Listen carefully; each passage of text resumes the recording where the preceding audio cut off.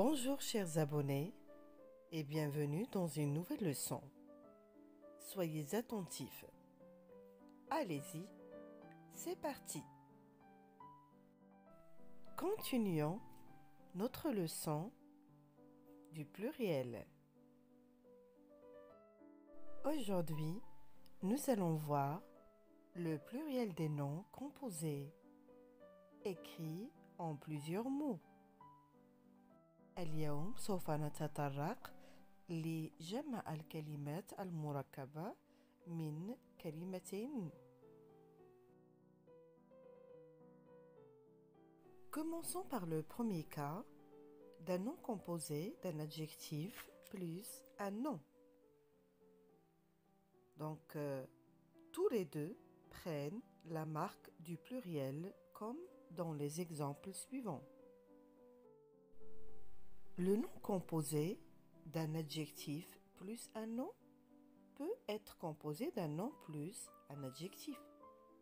Donc, la règle, ça va être la même chose, que ce soit l'adjectif le premier ou l'adjectif le deuxième, comme dans les exemples suivants. Un coffre-fort au singulier, au pluriel, des coffres-forts. On rajoute S à coffre qui est un nom et on rajoute un S à fort qui est un adjectif. Une basse-cour, des basses-cours. Un château fort, des châteaux forts. Attention, château avec X au pluriel, comme dans l'exemple. Un coffre-fort, des coffres-forts. Une basse-cour, des basses-cours. Un château fort, des châteaux forts.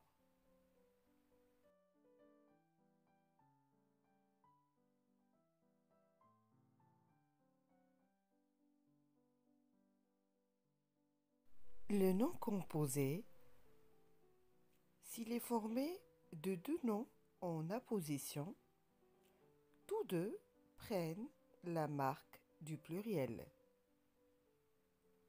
Cela dit, un nom plus un nom.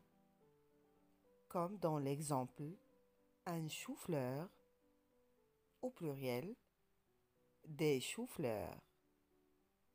Attention, le mot chou prend un X à la fin au pluriel. Un chef-lieu, des chefs-lieux.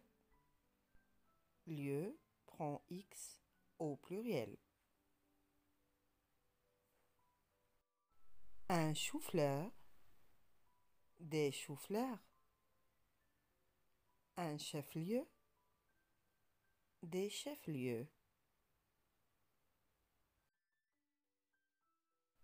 3. Si le nom composé est composé d'un nom plus son complément. S'il est formé d'un nom et de son complément, introduit ou non par une préposition, le premier nom seul prend la marque du pluriel, comme dans les exemples suivants. Un chef-d'œuvre, des chefs-d'œuvre. Un timbre-poste, des timbres-postes. Une pomme de terre, des pommes de terre.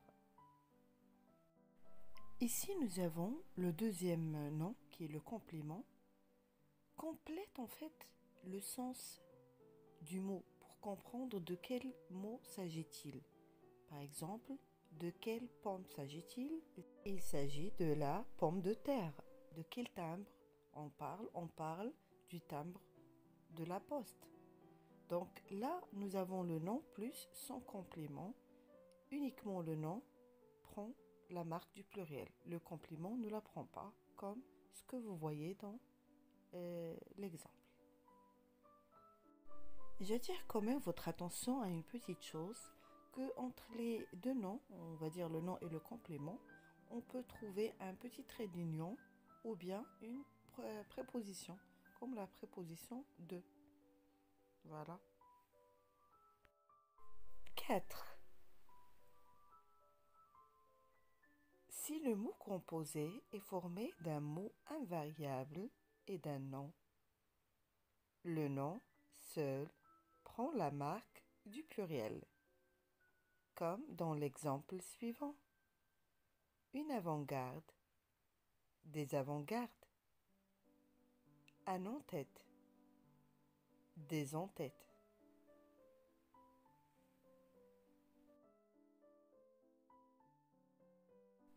Si le nom composé est formé de deux verbes, comme dans l'exemple,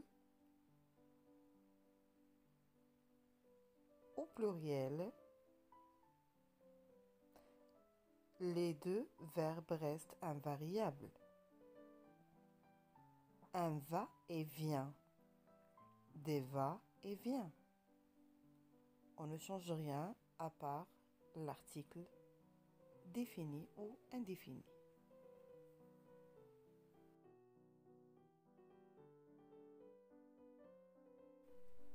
6.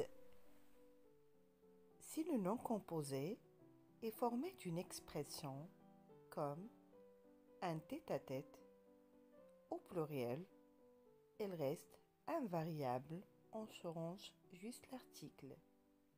Des tête-à-tête. Un tête-à-tête. Des tête-à-tête.